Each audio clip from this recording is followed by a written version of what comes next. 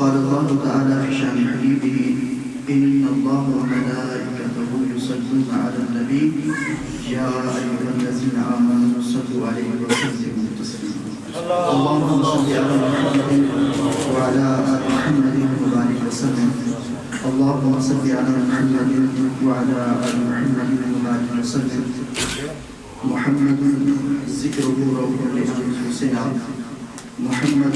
شکرہ فرد علی العالمین. معزز و محترم علماء کرام، مہمانان گرامی اور ادارہ حضرات سے منسلک وہ بھائی جنہوں نے اس محفل کو رونق بخشی، اس کا اہتمام کیا، مسد مبارک کے لائق ہیں. میں جس طرح بھائی فرما رہے تھے کہ عالم اسلام کے بہت بڑے خطیب، میں بندہ ناچیز تو علماء کی جھوٹیاں اٹھانے والا شخص ہوں، ان کے قدموں میں بیٹھنے والا شخص ہوں. بحمدی تعالیٰ مجھ سے بڑے اچھے علماء یہاں تشریف فرما ہیں جن کو ایسی ایسی ہستیوں سے فیض کی توفیق ہوئی جن کا کوئی ثانی نہیں. میری مثال حضور شیخ الاسلام کی طرف ہے. آپ جیسی ہستی جس کے بارے میں حضرت علامہ اقبال رحمہ اللہ تعالیٰ نے فرمایا تھا کہ ہزاروں سال نرگس اپنی بے نوری پہ روتی ہے، بڑی مشکل سے ہوتا ہے چمن میں دیدار پیدا. تو ایسی ہستیاں بڑی صدیوں بعد آتی ہیں اور خوش نصیب ہوتے ہیں وہ لوگ جن کو ان ہستیوں سے فیض حاصل ہوتا ہے. تو میں بندہ ناچیز چند ایک آقا کریم علیہ السلام کی بارگاہ میں الفاظ بیان کر کے اپنی گفتگو کو سمیٹوں گا. اللہ رب العزت کا بے پناہ شکر اس خالق کائنات نے ہمیں محفل پاک کا انعقاد کرنے کی توفیق عطا فرمائی اور اس محفل پاک میں آنے کی توفیق عطا فرمائی. حقیقت میں آتا وہی ہے جس کو سرکار بلاتے ہیں اور ہم سب بڑے خوش نصیب ہیں، اہتمام کرنے والے بھی اور تشریف لانے والے بھی، کیونکہ جب تک آقا کی بارگاہ سے منظوری نہیں ہوتی کوئی آ نہیں سکتا. تو آپ سب خوش نصیب ہیں، ہم سب خوش نصیب ہیں کہ آقا کریم علیہ السلام کی محفل سجا کے بیٹھے ہیں. اور ہم یہ محفل کیوں نہ سجائیں کہ میرے آقا تشریف لائے تو کفر کے وہ جو اندھیرے تھے وہ چھپ گئے، بت پرستی جو تھی وہ ختم ہو گئی، پتھر سے بنائے ہوئے وہ بت جن کو پوجا جاتا تھا، جن کو معبود مانا جاتا تھا، میرے کریم تشریف لائے تو فرمایا دیکھو بدبختوں، تم جن پتھروں کو خود تراش کر معبود بنا بیٹھے ہو، یہ پتھر تو وہ ہیں کہ محمد عربی اشارہ فرماتے ہیں، وہ کلمہ پڑھتے ہیں. تو میرے کریم کی بارگاہ میں آیا تھا ابو جہل، ہاتھوں میں کنکریاں لے کر پتھر لے کے آیا تھا، کہنے لگا کہ بتائیے میرے ہاتھ میں کیا ہے. تھا تو بدبخت جاہل لیکن جانتا تھا کہ نبی ہوں گے تو بتائیں گے کہ میرے ہاتھ میں کیا ہے، کیونکہ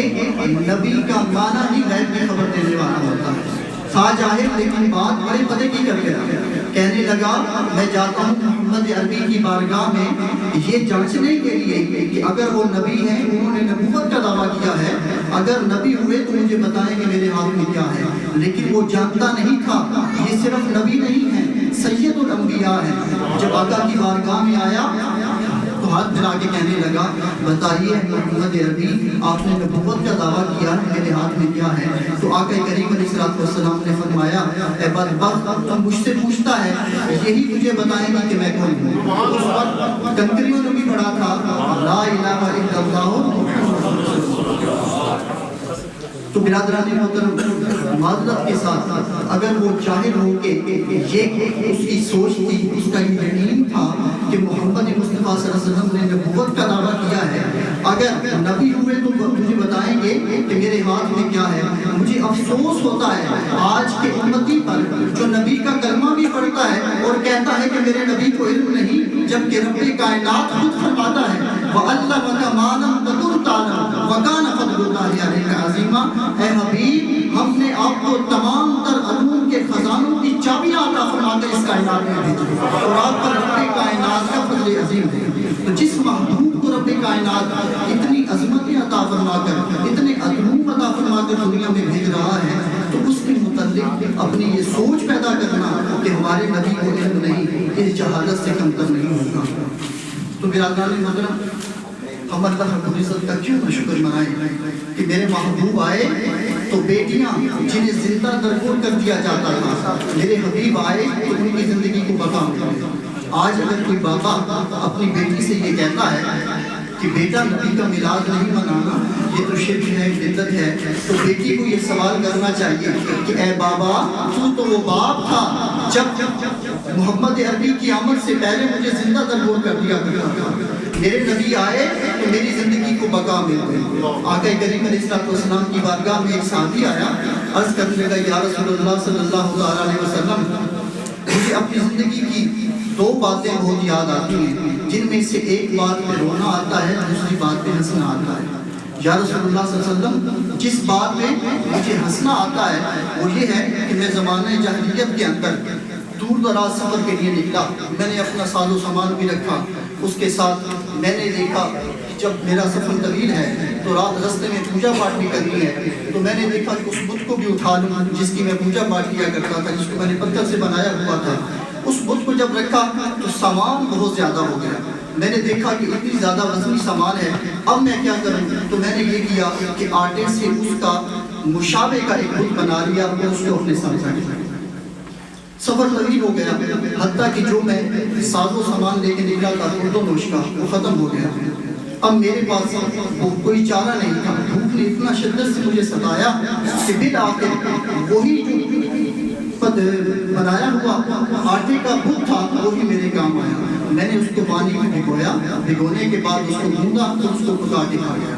یا رسول اللہ صلی اللہ علیہ وسلم، جب میں آپ کی زلفوں کا اسیر ہوا ہوں، جب میں اس بات کو سوچتا ہوں تو میں دیکھتا ہوں کہ میں کتنا جاہل تھا کہ میں نے اپنے ہاتھوں سے بنائے ہوئے ایک بت کو اٹھا کر اسی کو پکا کے کھا گیا۔ مجھے اتنا بھی احساس نہ تھا کہ یا رسول اللہ صلی اللہ علیہ وسلم کہ میں جس چیز کو اپنے ہاتھ سے بنا رہا ہوں وہ میرا معبود ہو سکتا ہے۔ یا رسول اللہ صلی اللہ علیہ وسلم، دوسری بات جس پہ مجھے رونا آتا ہے، یا رسول اللہ صلی اللہ علیہ وسلم، جب میں سفر پہ نکلا تھا تو میری وائف امید سے تھی، اور جب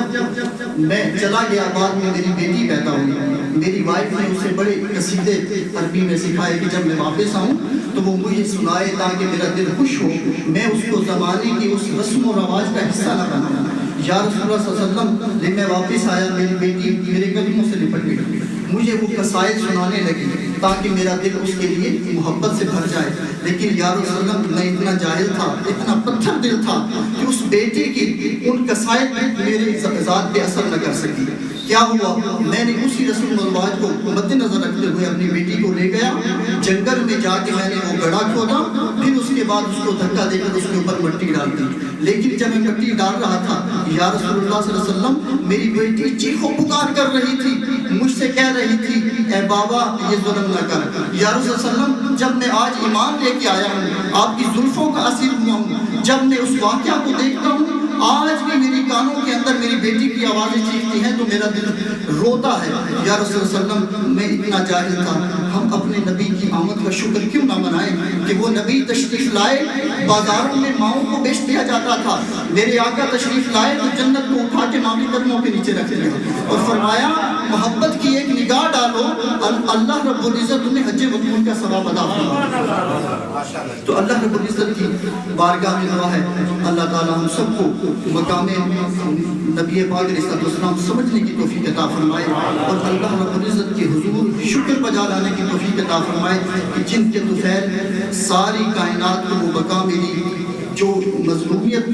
جو ظلم اٹھائے جاتے تھے، انسانوں کے ساتھ انسانی سلوک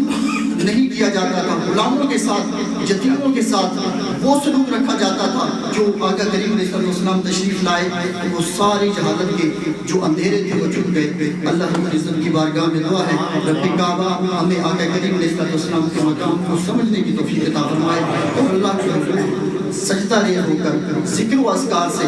اللہ کے محبوب علیہ السلام کی آمد کا شکر منانے کی توفیق عطا فرمائے۔ وآخر دعوانا الحمد للہ رب العالمین.